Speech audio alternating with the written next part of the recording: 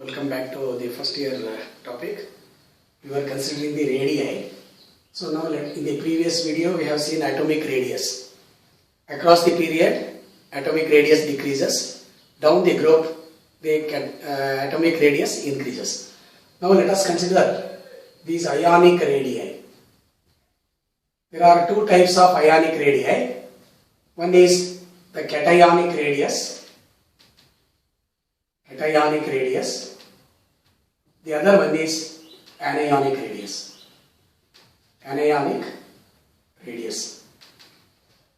Now let us consider this cationic radius. When you consider an atom like A, if it loses one or more electron, it forms the cation. So when it loses an electron, the ion produced will carry the positive charge. So such an ion is called as the cation. When we consider the cation, the nuclear charge will remain same, but number of electrons gradually decreases. If more and more electrons are lost and more charge is produced, then automatically the nuclear charge will have the greater influence on the number of electrons. So this is called as the effective nuclear charge. That's why as compared to the atom, the cation has smaller radius due to, again we can give the reason, due to decrease in the number of electrons, and increase in effective nuclear charge.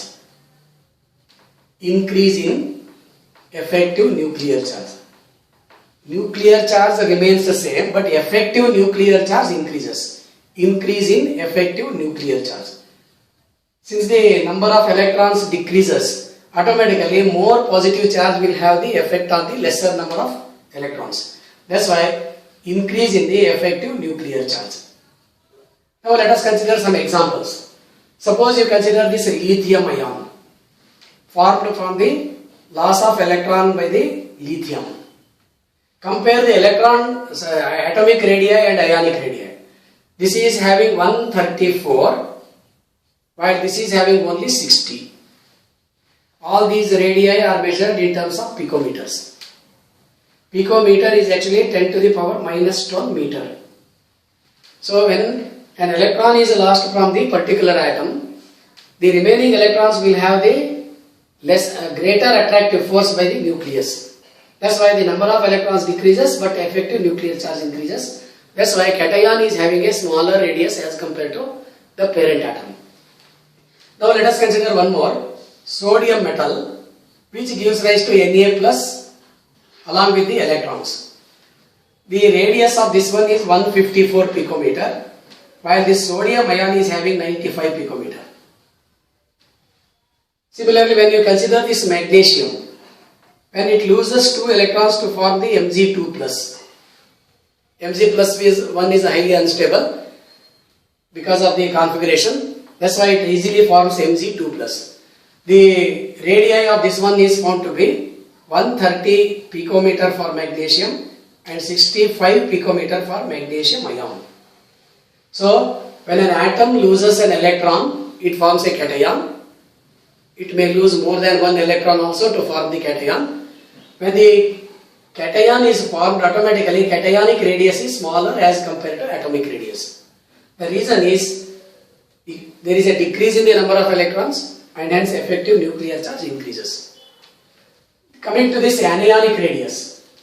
When we consider this anionic radius, when an atom gains one or more electron, assume that A plus gains an electron, it gives rise to A minus. Similarly, more electron may be added. For example, oxygen may get converted to O minus and one more electron can be added to give rise to O2 minus. When an atom gains one or more electrons, it forms the anion. Now this anionic radius is always larger as compared to the atomic radius. Atomic radius. This can be explained due to, now you remember, when an atom is converted to anion, nuclear charge remains the same. But addition of the electron will have the lesser effective nuclear charge. When the lesser effective nuclear charge, automatically there will be expansion of the electron cloud. There may be one more reason for some of the anions. The added electron may be repelled by the electrons that are already present in the atom. That's why the anionic radius is always larger. So due to, one is decrease in the effective nuclear charge. Decrease in effective nuclear charge. And second one is expansion of electron cloud.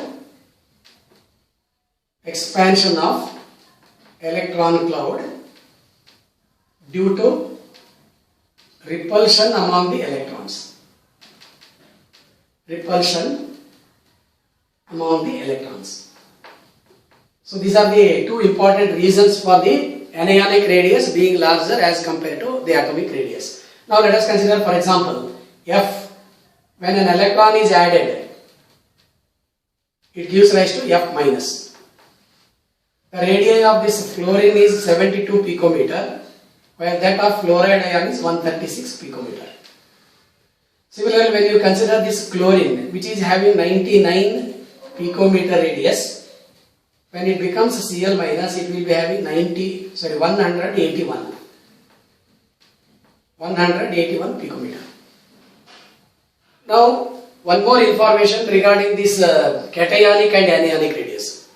In case of the cationic radius, when the atom has got, or ion has got the larger positive charge, larger the positive charge, number of electrons will be less. Automatically, the radii of the ion with larger positive charge will be less. For example, in case of this Fe3+, it is smaller in size as compared to Fe2+. Because the number of electrons will be less in case of Fe+3 as compared to Fe+2. That's why the radius of this Fe+3 is smaller as compared to Fe+2. Similarly, when you consider this copper +2, it is having smaller radius as compared to Cu+1. Larger the positive charge, smaller will be the radius. In case of the anions, larger the charge